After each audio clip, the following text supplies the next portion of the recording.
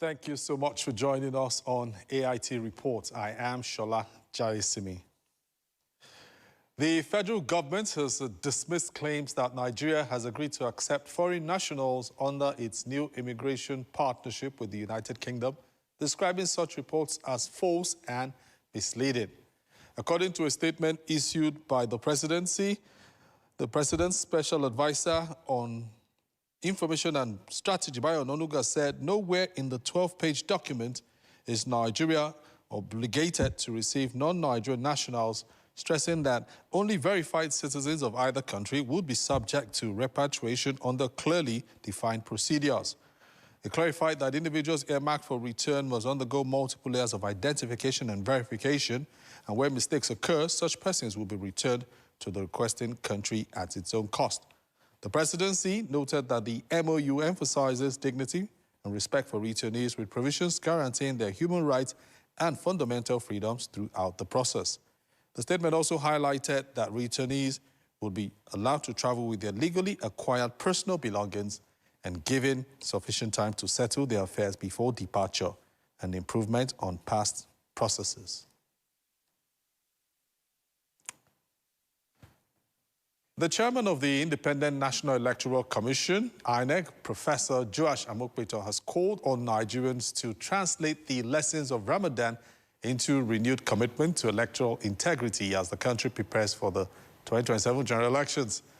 In a message signed by his chief press secretary and media advisor, Adedayo Oketola, the INEC chair described the end of Ramadan as a victory of discipline over self, noting that the period offers a foundation for the commission as it gears up for the 2026 off-cycle governorship elections in Ekiti and Osun states, as well as the 2027 general elections.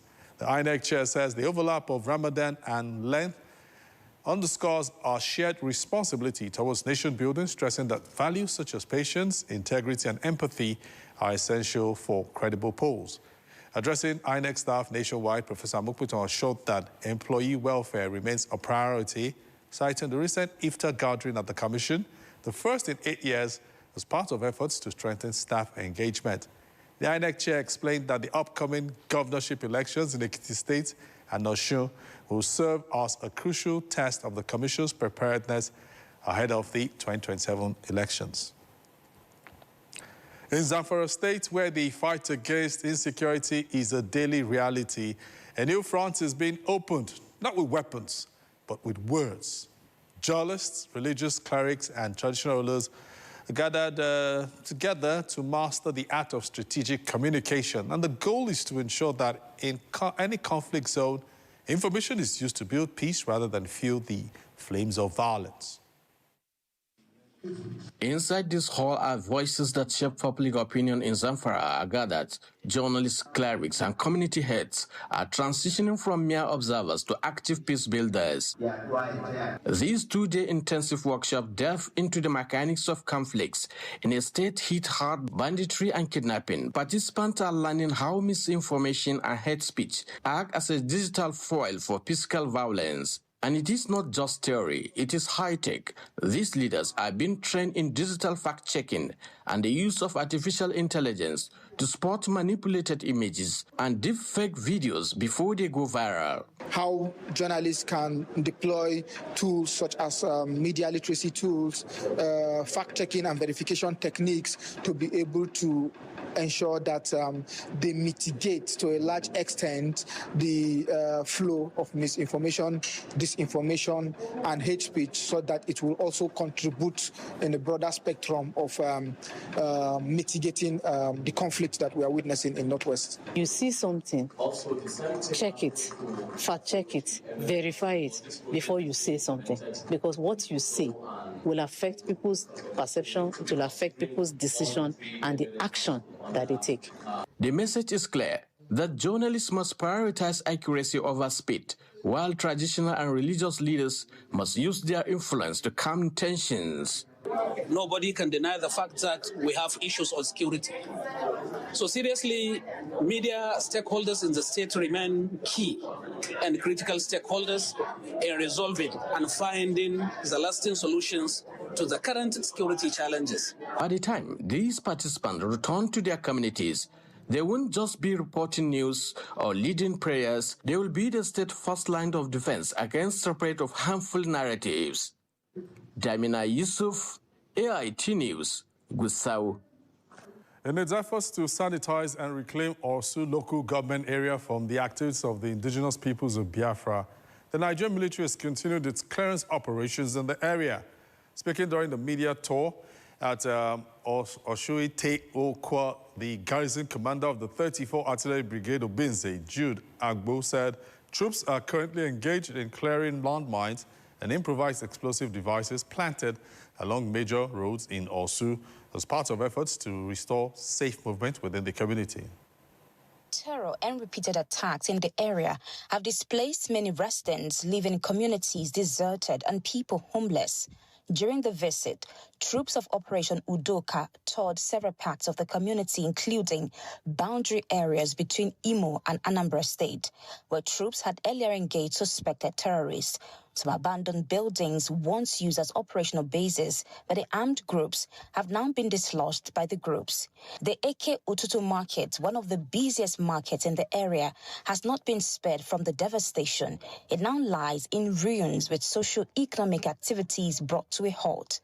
As part of effort to restore peace, troops successfully cleared several improvised explosive devices planted along different access roads into the community. From February 2nd through 17th March that we are today, we have been able, I can assure you, to push these people out of this place, gain more grounds, detonate their improvised explosive devices, and the rest. It hasn't deterred us. We are still pushing, gotten into the Mother Valley, captured the Mother Valley, destroyed the Mother Valley, and all that their strength here. As you can see, they use these improvised explosive devices, IED for short, as force multipliers to delay own advance. And I can assure you, we are capable, we have been trained, and we know how to beat most of all these their explosives. Community leaders in Osu, while commending the military for its effort, called on the federal government to sustain the operations until the area is completely secured and residents can safely return to their homes. And see, before we can't stand here because of their efforts, we can go around the community now. But we are begging the army to extend this operation, because there's to the federal government as well to extend this operation, because there's other places we need to recover. But these guys, if they pull out now, they will still come back and start terrorizing us. There is peace. Peace is restored in Osu, and it's yeah. Number one, we have some of our boys that we, as a pointer, everywhere they want to go, we have to follow them, showing them the route where these criminals is. So here there's a slogan we have within the youth. If you see something, say something.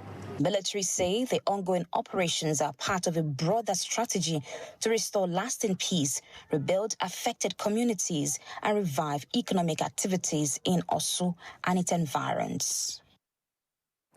The Plateau State government has given officers and men of the Special Task Force Operation Safe Haven commendations for resilience and commitment to restoring peace in troubled parts of Plateau State. In his message to a luncheon held in honor of the troops in just the Plateau State capital, Governor Caleb Mutfwang said the government and people of Plateau State remain deeply grateful for the sacrifices of the troops in maintaining peace and stability. The Special Task Force, Operation Safe Haven, was established in 2010 to maintain peace and security in Plateau State and surrounding areas. It is a joint task force comprising the Nigerian Army, Navy, Air Force, police, and other security agencies. The primary objective is to curb violence, protect lives, and restore order in the region. The task force in recent times has actively engaged in combating bandits and insurgents in Plateau State. And earlier in March 2026, They launched operations in Kanam local government area, inflicting heavy casualties on bandits and destroying their logistic bases and camps. In August 2025, the Chief of Defense Staff rebranded Operation Safe Haven to Operation Enduring Peace, with renewed focus on sustainable peace and long-term stability in the region. At a luncheon held in honor of the troops in Jos, the state capital, Governor Caleb Mutfwang said the government and people of Plateau State remain deeply grateful for the sacrifices of troops in maintaining peace and stability. So on an occasion like this, it's only nice and proper that we appreciate you. We let you know that we thank you for your services. We thank you for your sacrifices. Nigeria's Chief of Army Staff, Lieutenant General Waidi Shuaibu, in a message to the luncheon, said the Army is committed to supporting both personnel and their families and assured troops that their welfare remains a top priority. The strength of any army lies not only in its equipment or operational capability, but in the well-being, morale, and confidence of its personnel. I therefore remain fully committed to improving living conditions, enhancing professional development. The General Officer Commanding 3 Division, Major General Folusho Onyilola, commended troops for their steadfastness and dedication to duty and congratulated Muslim personnel on the successful completion of the Ramadan fast.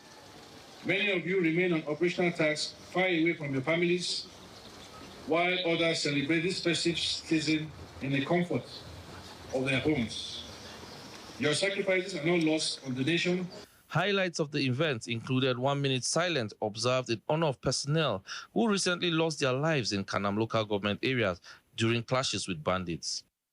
It was indeed a special luncheon as troops were served meals by senior officers, including the GOC and the representative of the Chief of Army Staff. There were also included cultural performances by the Asharwa dance group to entertain officers and soldiers. Walkes Kwakfoot, AIT News, Jos. Rivers State Command of the Nigeria Security and Civil Defense Corps, the NSCDC, has uncovered thousands of liters of suspected stolen crude in Omagwa. The discovery highlights the ongoing battle against economic sabotage in the Niger Delta region. Rivers State NSCDC Commandant Joaquin Okafor, who led journalists to the site, said the suspected stolen products were stored in several large plastic tanks. The Commandant Okafor noted that the seizure was the result of sustained intelligence gathering. He further said that the suspects fled the scene after they sighted the NSCDC tactical team. On Thursday, 5th March 2026, our gallant anti-vandal tactical teams uncover this very particular company located at Omagwa in the Ikwele local government area of Rivers State, where they uncovered these massive exhibits. You can see them. You can see them. So, at this moment, we are going to evacuate this product to our exhibit yard, where we will start our preliminary investigation with a forensic analysis to ascertain what the product is, and if possible, we must prosecute them. They should desist from this business. So, we have seen them to be crude oil. The quantity, we cannot ascertain the quantities, but you can see several GP tanks with the contents. You can see as well the soil degradation here, our environment destroyed. That's why we are praying to them to stop. Staying in Rivers State, residents of Untamoku Ayambo Pipeline Estate in the Danjumbo House of Grand Bonny Kingdom are in distress following the demolition of their properties. The community alleges that while they were compensated to vacate a 10-meter right-of-way for an existing pipeline, demolition crews have insisted, or rather instead, cleared 25 meters, allegedly violating prior agreements and exposing the community to security and environmental risks. The Danjumbo House of Grand Bonny has a long history documented by this 1964 survey map. It highlights landmark projects and the regional Shell Company pipeline rights-of-way, a plan that predates the Land Use Act of 1978. However, 62 years later, tension seems to be brewing as what began as a request for residents to adjust their structures for an existing pipeline has turned into a full-scale demolition for a new project, Bonny Oloma Right-of-Way Pipeline Demolition Project. Victims claimed they were misled after accepting compensation based on a 10-meter adjustment. Told us that our house was among those houses that will break down, and there is a pipeline that passed, an old pipeline. I asked for document. They should show us the document that warrant them to say, this place belongs to them. It was later we now knew that it was a fresh job. It was not a company that addressed us. You know, it was the chairman of BKDC chairman that addressed us, which his name is Amiria Hart. Threatening was also made that if we didn't collect the money, they would just come and bring down the building. And we don't have any other option. NNPC wrote to us that they want to destroy our fence and reroute the pipeline. And we were not happy about it because it's going to disrupt school security and the normal interplay of school activities. And we saw their facilities, and they started scattering the fence. During school hours? Yes. What I saw was shocking, that the entire school fence had been pulled down. With the insecurity challenges, any of these children here, as they're exposed today, can be kidnapped. Say Alabo Clinton Danjumbo, head of Danjumbo House, condemned the demolition exercise, stressing that due diligence was not followed. The EIA, there has to be an EIA. We want to know the impact of what you're going to bring in here. Look at our mangrove forest. They have destroyed all of that, destroying the aqua lives there. They've destroyed people's property. They should go and negotiate with them and pay them appropriately. And there, the land you want to acquire, the additional land, is still not your land. You have to come back to Jumbo House to negotiate the land. Say Alabo Clinton further alleges that the principal actors in the demolition are the original owners of the pipeline under a 1958 agreement, noting that the alleged perpetrators, directly or by proxy, now have a date to keep with the Jumbo House in court. The tenants themselves, who were allocated this land, took the companies that they identified as the owners of this, and the perpetrators, their agents, to court. So I have applied as the landlord to join the matter. Jumbo House is landlord to Shell. So we are in court with Shell, with Renaissance on this matter. In the response via WhatsApp, Michael Adande, spokesperson for Renaissance Africa Energy, the company that took over the assets from Shell, dissociated the organization from the exercise at Intamoku, Ayambo Pipeline Estate. Efforts to reach the NNPC Exploration and Production Limited for their clarification on their role have been unsuccessful. Similarly, no officials from Crystal Police Limited were available to comment on the company's role in the demolition. Meanwhile, the chairman of the Bonny Kingdom Development Committee, Edward Hart, who was alleged to have addressed the locals before they signed the compensation document, is yet to respond to inquiries regarding the discrepancy in the demolition measurement. Abajo Sekwe, AIT News, Bonny. You're still watching AIT Reports. We'll come with more after the break. Outbreak Online.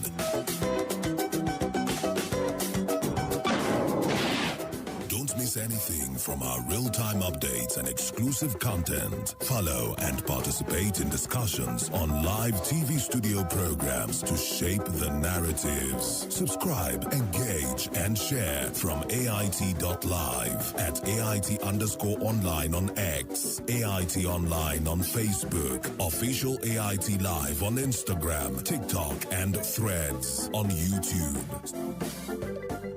Stay connected with AIT. On air, online, on live. The Minister of Information, Mohammed Idris, has assured the people of the Niger Delta that President Bola Tinubu will continue to support the Presidential Amnesty Program to deliver on its mandate for the socio-economic advancement and development of the region and the country. The minister said this at an interactive session with foreign scholarship beneficiaries in London on the sidelines of President Tinubu's state visit to the UK. The Presidential Amnesty Program, foreign scholarship beneficiaries led by its administrator, Dennis Otuaru, presented an award of appreciation to the President. Present at the event were the Minister of State for Petroleum, Senator Heineken Lukubri, Special Assistant on Diaspora Matters to the Governor of Delta State, and officials of the Ijaw People's Association, Great Britain and Ireland, and other Niger Delta groups. All these are because of the support of the National Security Advisor and Mr. President, and it's on that mandate. My appeal to every one of us here and our people in the Niger Delta that Mr. President, when he returns 2027, is going to do more for us. The Information Minister, who received the award on behalf of President Tinubu, described the Presidential Amnesty Program as building a community of intellectuals and says there is the need for it to be continually funded as it has changed the hitherto negative narrative of the Niger Delta for good and resulted in large-scale onshore and offshore deployment of beneficiaries. Your community is not just a community that is producing the oil that the entire country is feeding on. It is also now beginning to produce the right resource in terms of the human capital development for Nigeria to also benefit from. Idris commended Dr. Otuaru for his hard work and the impact of the program on the region's youths and communities, and urged the foreign scholarship students to be good ambassadors of Nigeria and the UK and also take their studies seriously in order to attain academic excellence. President Bola Ahmed Tinubu's desire all the time is to ensure that the Nigerian public, especially the youth, are given the right opportunity for them to thrive and to contribute meaningfully in the development of our dear country. The minister described Nigeria as one of the safest countries in the world, and that since the inauguration of the present administration, the Niger Delta has offered it the peace and stability that is needed by the oil and gas industry. He urged the students not to be hoodwinked by the propaganda of any coalition ahead of the 2027 general elections, as President Tinubu is resolutely the development of the region. Now, across Nigeria,